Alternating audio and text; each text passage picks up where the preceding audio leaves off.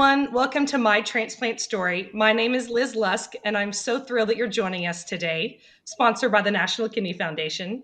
Today, we're joined by Megan Connolly. Hi, Megan. Hi, how are you? Great. How are you? I'm good, doing well. Thanks for having me. Oh, we're so glad that you're here, and thank you so much for joining us and speaking with us today, telling us your transplant story.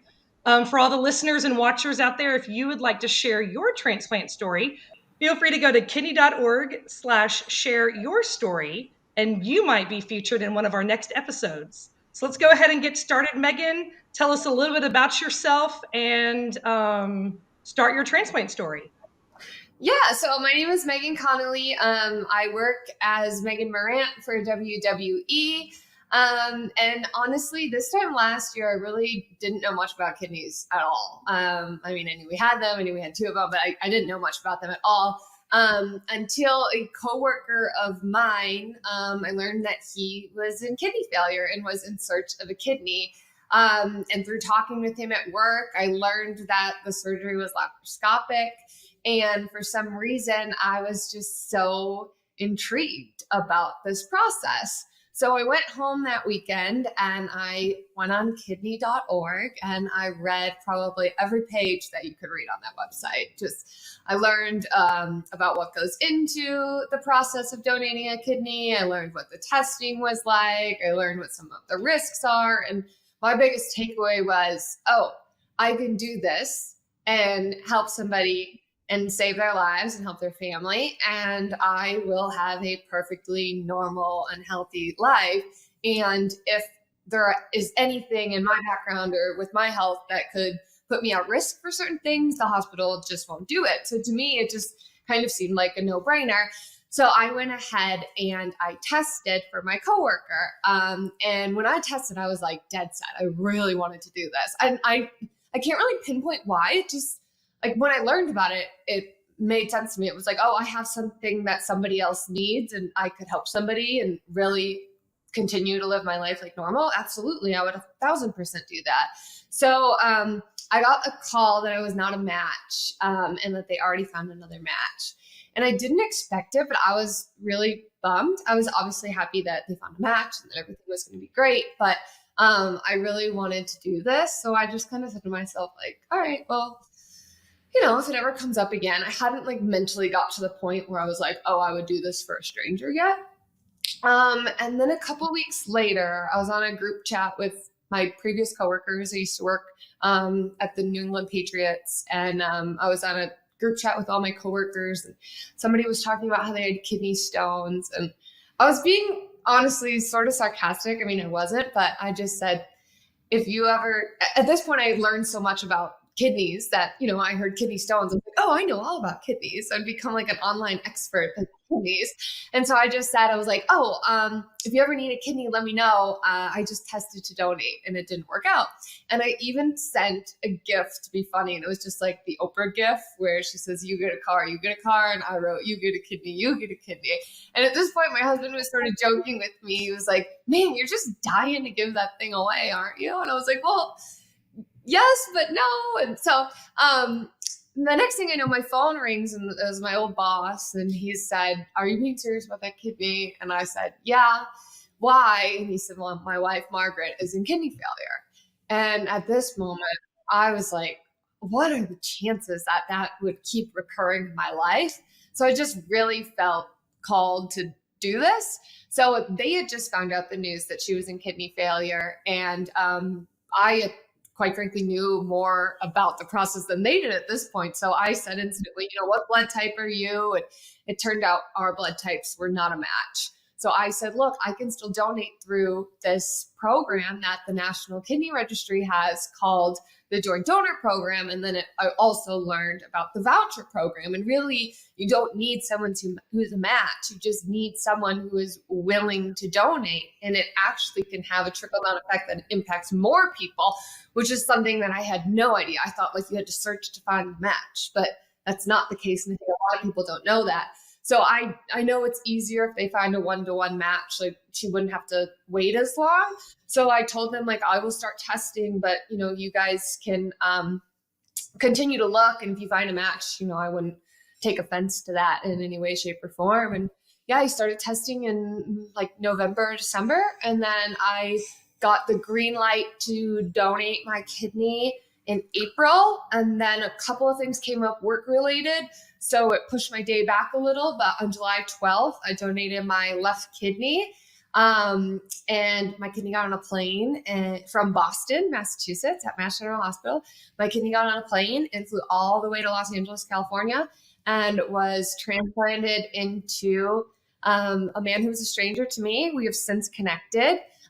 His name is Joseph, and his mother donated on his behalf. So as soon as my kidney went into Joseph's body, Joseph's mother's kidney was donated to somebody else. And then that person had a relative who donated to somebody else. And so basically this whole trickle effect happened where on July 12th, because of my donation, 4 people got a kidney. Yay!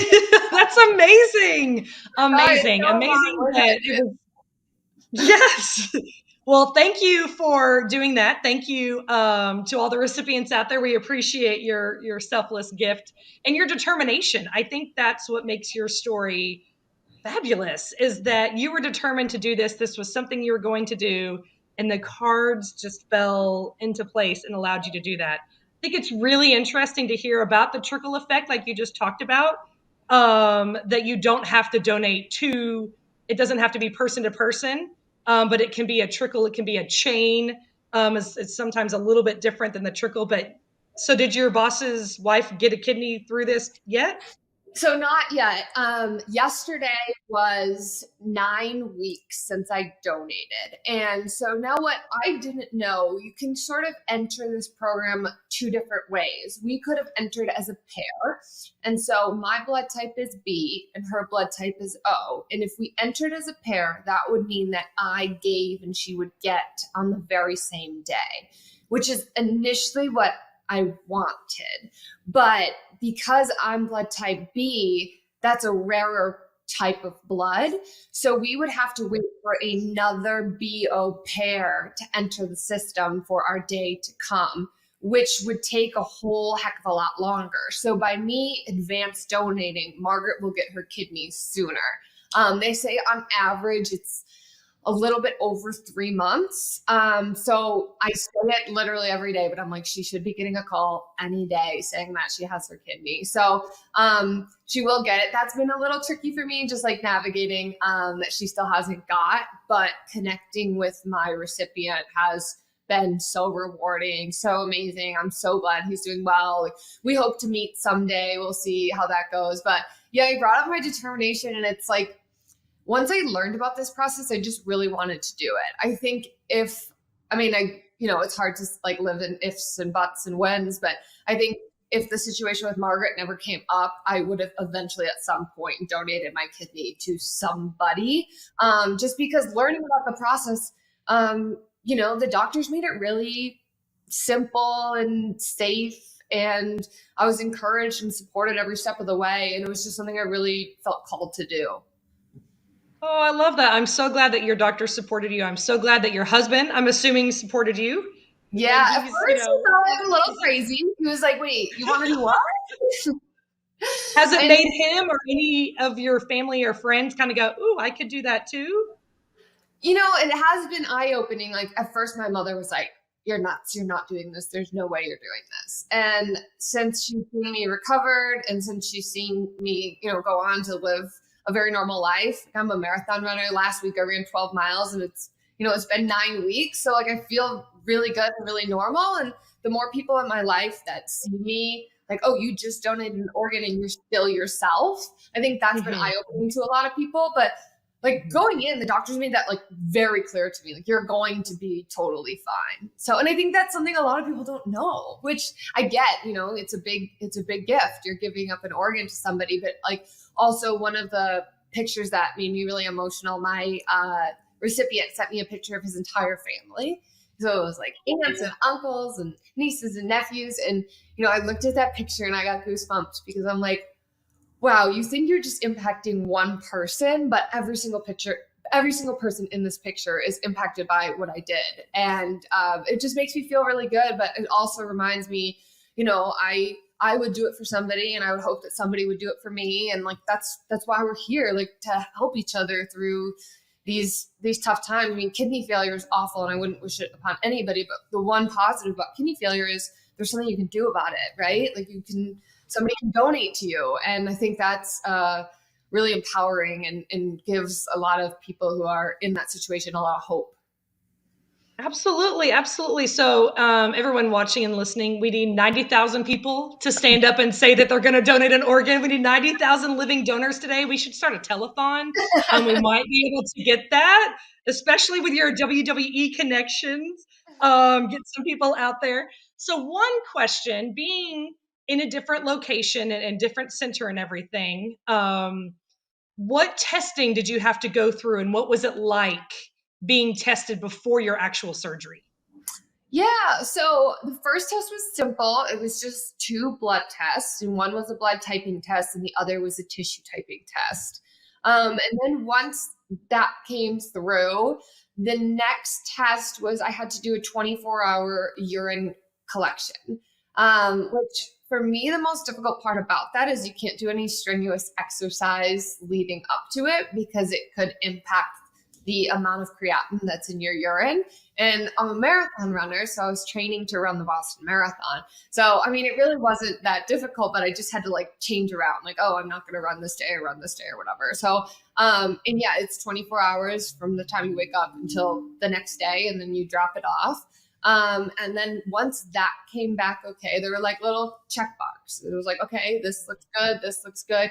And then I went to Mass General Hospital I flew there for my big appointment where they took images of my kidneys. They collected blood. They, did all of the tests. I met with the surgeon. I met with the social worker. I met with everybody that day. And then the way it was described to me, it was pretty much after they collect all of this data, they take each patient to a board of doctors, and they present the case. They say, here is our patient, Megan Connolly, and here are her results for this, and here is her background, and would it be safe for this candidate to donate? And the way that it was explained to me is essentially the doctors either say yes, no, or they defer for more testing. So that was in about April that happened for me. And I was so nervous going in because, you get your mind made up that you really want to do this. And I was in constant contact with Margaret, who's my indirect recipient. And, she's like praying as I'm going into this appointment, please everything be okay. And so when I got the call that it was going to happen, that was really a big day for both of us, for me. And then for her, it was hope. And the doctors told her, you're going to get a kidney out of this. You can stop looking. And she was getting ready to start a website and all these other things. So that was a big weight lifted off both of our shoulders. And then we scheduled the surgery. So I travel a lot for work, and my husband's family is from Massachusetts. We used to live there. So for us, we felt really supported being in that hospital. And it honestly worked out okay for us. The travel component, like I only had to fly down there for my surgery and for my big appointment day. Mm-hmm. And then how many nights were you in the hospital? Only one. Oh, one? Oh, that's amazing. So yeah, I went in on a Wednesday and I came home Thursday afternoon. That is, okay, guys, seriously, 90,000 people. All we need is 90,000 people to say that they're going to be the next Megan Connolly. I'm sure there's lots of people out there that want to be you anyway, and now they want to be you because you're a living donor, and that's amazing.